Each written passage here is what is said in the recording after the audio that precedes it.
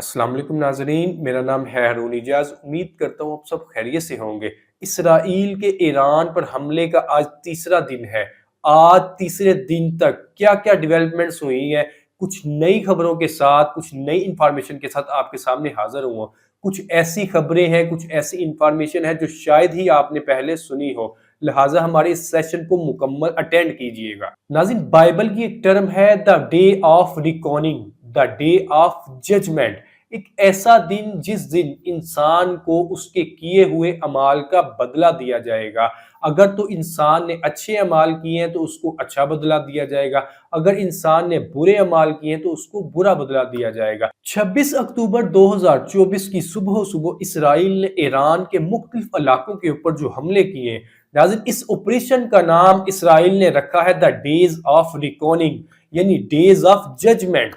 Israel ने इस operation की टर्म बाइबल से ली है और उनका कहना है कि ईरान ने 1 अक्टूबर 2024 को इसराइल के ऊपर 180 से ज्यादा जो बैलिस्टिक मिसाइल दागे थे, ये उनका बदला दिया जा रहा है। ये उसके रिस्पांस में ऑपरेशन लॉन्च किया गया है। यहां पर मैं अपनी नाज़रीन को एक बहुत ही अहम बात बताना चाहता हूं कि अगर हम अपने दुश्मन को शिकस्त देना चाहते हैं तो सबसे पहले हमें अपने दुश्मन के मुतल्लक मुकम्मल तौर पर जानना होगा, इसके मुतल्लक मुकम्मल तौर पर इंफॉर्मेशन हासिल करना होगी। हमें यह भी जानने की जरूरत है कि हमारा दुश्मन जंग के अंदर कौन सी हिकमत अमली यूज करता है। इसी बेस पर मैं अपने सबसे बड़े दुश्मन यहूदियों के मुतल्लक बहुत ही ज्यादा रिसर्च कर रहा हूं और इनको बहुत डीपली स्टडी कर रहा हूं। मेरी स्टडी के मुताबिक मैं इनके मुतल्लक जो अब तक जान पाया हूं, ये एक ऐसा दुश्मन है जो अपने दुश्मन को कभी भी नहीं भूलता। यहूदी एक ऐसी कौम है कि ये अपने दुश्मन को नहीं भूलती। अगर इनको अपना बदला लेने के लिए 1 दिन दरकार हो, 2 दिन दरकार हो, 1 साल दरकार हो, 10 साल दरकार हो, 15 साल दरकार हो, तो ये सब्र करते हैं, ये वेट करते हैं, लेकिन अपना बदला लिए बगैर ये नहीं रहते। इस्लाम के सबसे बड़े दुश्मन यहूदी को अगर 50 साल बाद भी बदला लेने का मौका मिले तो ये अपना मौका जाया नहीं करते। ये 50 साल बाद भी अपना बदला जरूर लेंगे। यहां पर भी कुछ इस तरह से ही हुआ है कि 1 अक्टूबर 2024 को ईरान ने इसराइल के ऊपर 180 से ज्यादा बैलिस्टिक मिसाइल दागे थे।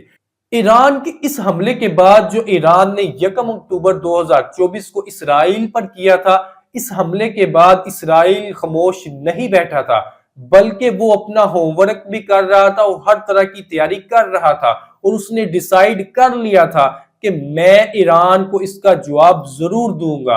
और नाज़रीन, उन्होंने देख ले ठीक 26 दिन के बाद 26 अक्टूबर 2024 की सुबह सुबह ईरान के मुख्तलिफ इलाकों के ऊपर हमला करके इसका जवाब दे दिया है।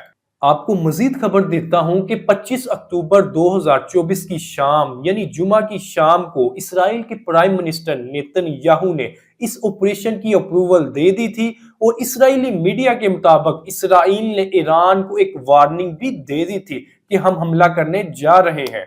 इसके बाद 26 अक्टूबर की सुबह सुबह तकरीबन 2 बजे के राउंड अबाउट इसराइल ईरान के 3 मुख्तलिफ सूबों के ऊपर हमला कर देता है। इन सूबों के अंदर इलाम का इलाका शामिल है, खुजिस्तान का सूबा शामिल है, इसके साथ साथ ईरान का जो दारुल हुकूमत तेहरान है वो भी शामिल है। इसराइल ने इन तीनों इलाकों के ऊपर एक बहुत बड़ा हमला किया। रिपोर्ट्स के मुताबिक इस हमले के अंदर इसराइल की एयरफोर्स के तकरीबन 100 के राउंड अबाउट जहाजों ने हिस्सा लिया था। यानी इस ऑपरेशन के अंदर इसराइली एयरफोर्स के 100 जहाज शामिल थे। मुख्तलिफ रिपोर्ट्स के मुताबिक इसराइल ने ईरान के ऊपर ये जो हमला किया है ये 3 वेव्स में किया है। यानी इसराइल की एयरफोर्स ने 3 वेव्स के अंदर ईरान के मुख्तलिफ इलाकों के ऊपर हमला किया है। सबसे पहली वेव तकरीबन 2 बजे के राउंड अबाउट शुरू हुई है।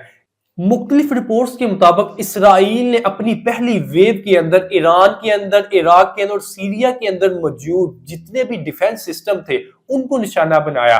इन डिफेंस सिस्टम को निशाना बनाने के बाद इसराइल ने अपनी दूसरी और तीसरी वेव्स का आगाज किया। अब तक की रिपोर्ट्स के मुताबिक इसराइल की जो पहली वेव शुरू हुई थी वो तकरीबन 2 बजे शुरू हुई थी।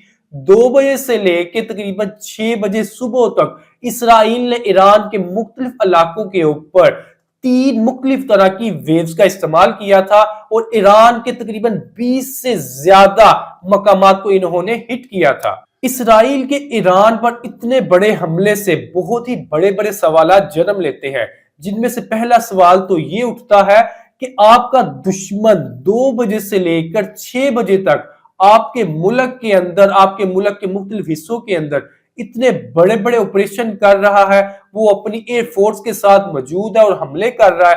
آپ کی ایئر فورس اس وقت کیا کر رہی تھی؟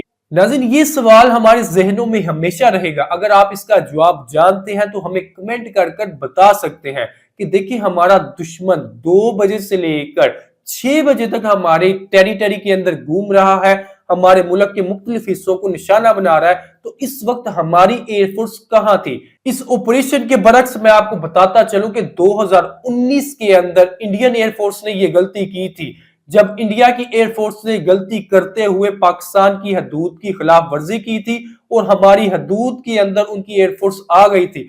اس وقت پاکستان کے شہینوں نے، پاکستان کی ایئر فورس نے ان کو ایسا جواب دیا تھا کہ ان کے 2 جہاز مار گرائے تھے۔ اس وقت انہوں نے انڈیا کے ایک مشہور پائلٹ ابھی نندن کو بھی کیپچر کر لیا تھا۔ یہ جو ابھی حملہ ہوتا ہے، دیکھیں انڈیا نے ہمارے اوپر ایئر فورس کے ذریعے حملہ کیا، تو پھر پاکستان کی ایئر فورس نے ان کا کیسا جواب دیا تھا؟ ناظرین، یہاں پر میں ایران کی افواج سے، وہاں کی گورنمنٹ سے ایک سوال پوچھنا چاہتا ہوں کہ ہم سب کا سب سے بڑا دشمن اسرائیل، جس کا ہمیں تھریٹ بھی تھا کہ اس نے ہمارے اوپر حملہ کرنا ہی کرنا ہے، تو 2 بجے سے لے کر 6 بجے تک وہ آپ کے مختلف علاقوں کو نشانہ کرتا رہا، آپ کے مختلف علاقوں کے اندر گھومتا رہا۔ اسرائیل ایک جہاز کے ساتھ یا 2 جہازوں کے ساتھ آپ کے ملک کے اوپر حملہ کرنے نہیں آیا، بلکہ 100 کے راؤنڈ باؤٹ ایئر فورس کے جہازوں نے اس میں حصہ لیا تھا۔ تو میرا آپ سے سوال یہ ہے کہ اس وقت ایران کی ایئر فورس کیا کر رہی تھی؟ وہ کہاں پر سوئی ہوئی تھی؟ انہوں نے اسرائیل کی ایئر فورس کو جواب کیوں نہیں دیا؟ جوابی حملہ کیوں نہیں کیا؟ دیکھیں میں نے آپ کو مثال دی ہے کہ 1 یا 2 منٹ کے لیے انڈیا کی ایئر فورس نے پاکستان کی خلاف ورزی کی تھی، تو پاکستان کی ایئر فورس نے انڈیا کا کیسا جواب دیا تھا کہ انڈیا کے 2 جہازوں کو مار کرایا تھا اور ان کے پائلٹ کو کیپچر کر لیا تھا۔ اس کو کہتے ہیں جوابی حملہ، جو 2019 کے اندر پاکستانی ایئر فورس نے انڈیا کی ایئر فورس کو دے دیا تھا۔ اس طرح کا کوئی جواب آپ کے پاس ہے تو ہمیں ضرور دے دیجئے گا۔ تھینک یو، اللہ حافظ، پاکستان زندہ باد۔